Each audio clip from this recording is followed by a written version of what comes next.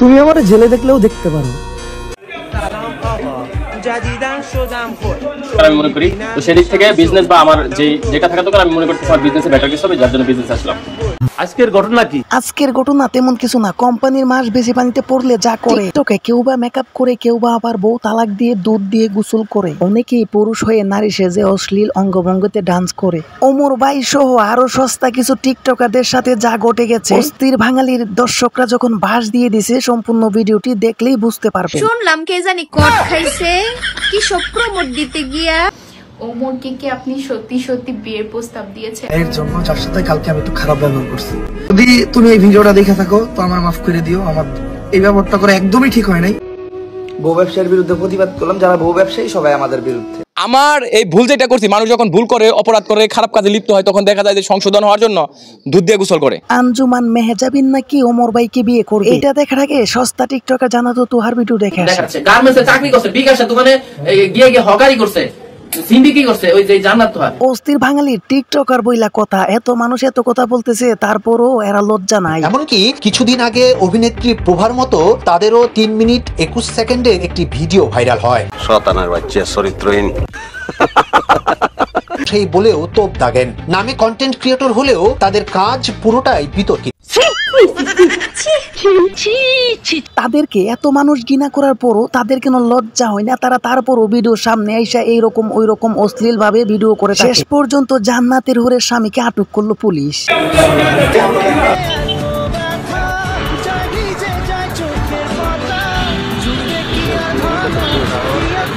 জান্নাতের হাজবেন্ড তোহাকে নিয়ে, তোহাকে কেন পুলিশ ধরে নিয়ে গেল? গাইস, মূলত টিকটকে বেশ কিছু কাপল ব্লগার আছে যারা ওপেনলি জুয়া খেলাকে প্রমোট করে যাচ্ছে, যার মধ্যে অন্যতম হচ্ছে তোহা। এবং এইসব প্রমোশনের কারণে পুলিশ তাকে গ্রেপ্তার করে নেন, কিন্তু তারপরও যেন তারা কি একটা বাপ, কি একটা অবস্থা নিয়ে চলে দেখে। সাহস দেখে খুব ভালো লাগলো। তাদেরকে ধলাবিলে সহ আর অনেকে নানা ধরনের ভিডিও বানাচ্ছে। চলুন সেই ভিডিওগুলো দেখে আসি। শুনলাম কে জানি কট খাইছে, কি সব প্রমোট দিতে গিয়া। হ্যাঁ, কথাটা কি সত্যি গাইস? সত্যি হলে আমারে জানাও তো। আমার অঙ্ক মেলে না। यही नहीं, अभी और सुनिए। ধন্যবাদ জানাই বাংলাদেশ পুলিশ সদস্যদেরকে, যারা কিনা এই প্রথম আমার মনে হয় যে বাংলাদেশ পুলিশের কাছ থেকে আমরা এত সুন্দর একটা কাজ উপহার পেয়েছি। তো আপনারা অনেকেই জানেন যে জান্নাত এবং তোহা এই দুজন ব্যক্তির একটা ভিডিও ফুটেজ সোশ্যাল মিডিয়ার মধ্যে প্রচুর পরিমাণ ভাইরাল হয়। যেই ভিডিওটা আমাদের বাংলাদেশের প্রায় 70% মানুষ ওই ভিডিওটা দেখে। তো ওই ভিডিওটা থেকে কিন্তু জান্নাত এবং তোহা এই দুজন ব্যক্তি সোশ্যাল মিডিয়ার মধ্যে প্রচুর পরিমাণ ভাইরাল হয়। তো অনেকেই তাদেরকে নিয়ে আলোচনা সমালোচনা করেছে। তো তারা কি করছে, তারা এই সোশ্যাল মিডিয়াকে ব্যবহার করে, কিছু মানুষকে ব্যবহার করে রিসেন্টলি তারা হচ্ছে যে ওয়েবসাইটকে প্রমোট করছে কিছু টাকার বিনিময়। তো সেই ওয়েবসাইটকে প্রমোট করার কারণে কিন্তু এই জান্নাত এবং তোহা এই দুজন ব্যক্তিকেই পুলিশ গ্রেফতার করেছে। এইদিকে ইমরান বিপি জান্নাত তোহার গোপন রহস্য পাশ করলো। চলেন এই ভিডিওটি দেখে আসি। আরেক দালাল হচ্ছে জান্নাত তোহা, হচ্ছে এক দালাল, বিউ মারানির পোলা হচ্ছে আরেক দালালি করতেছে ওর সাথে। ওর বয়সটা দিয়ে দেখলাম ভিডিও বানাচ্ছে। যখন বিপদে পড়লো তখন তো একমাত্র বাসা ছিল আপনি, তো এখন আপনার বিরুদ্ধে বললাম কি আমার এই বাসায় যে এই রুমে এসে ওরা থাকছে, ওদেরকে বাড়িওয়ালার বাসা থেকে বের করে দিচ্ছে যে ওই বিউ মারানির পোলা থেকে। আজকে হচ্ছে ওরা এসে এই ধরনের নেগেটিভ কথা আমার বিরুদ্ধে এসে বলতেছে। আর এখন টাকা হয়েছে, টাকা হওয়ার যে একটা মানে গরম, এই গরমটা সে দেখাচ্ছে। গার্মেন্টসে চাকরি করছে, বিকাশের দোকানে গিয়ে হকারি করছে, সিন্ডিকি করছে, ওই যে জান্নাত তোহা। কারণ কাজকে ছোট করতেছি না, তুই কোথা থেকে কোথায় আসছস, কার জন্য আসছস, আর কার বিরুদ্ধে এসে মিডিয়াতে এখন কথা বলতেছ।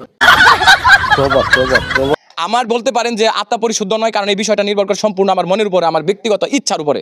আমার ইচ্ছা, চিন্তা, চেতনা সবসময় ভালো ছিল, পরবর্তীতেও ভালো থাকবে। যদি বেঁচে থাকি কোনোদিন আমি একটা খারাপ কাজ করবো না, ইনশাল্লাহ। আমি আজকে যে এখানে দাঁড়িয়ে আমি কথা দিয়ে গেলাম। দেখলেন তো, এই কাপল ব্লগার বলতেছে আর কখনো অন্যায় করবে না সারা জীবন। তাহলে কি কইরা আইছিল? তবে চলুন এবার দেখে আসি ওমর ভাই আর আঞ্জুমান মেহজাবিনের প্রেমের সম্পর্কে কিছু কথা। চারদিকে খুবই মারামারি সৃষ্টি হয়ে গেছে, ওমর ভাই নাকি প্রেম করতেছে। চলুন বিস্তারিত যাই না। আঞ্জুমান মেহজাবিন ওমরকে বিয়ে করুন বলে হুমকি দেয়। এইরকম কিছুই অস্থির বাঙালির অস্থির কিছু পোলা পায় না একবারে সরাই দিচ্ছে। আদতে কি ওমর ভাই কোন টিকটকার মেয়েকে বিয়ে করবে? আপনাদের কি মনে হয়? যাই হোক, ঘুরিয়ে পেঁচিয়ে না বইলা সরাসরি চলেন শুইনে আসি, আসলেই কি ওমর ভাইকে বিয়ার প্রস্তাব দিছিল কিনা। ওমরকে কি আপনি সত্যি সত্যি বিয়ের প্রস্তাব দিয়েছেন?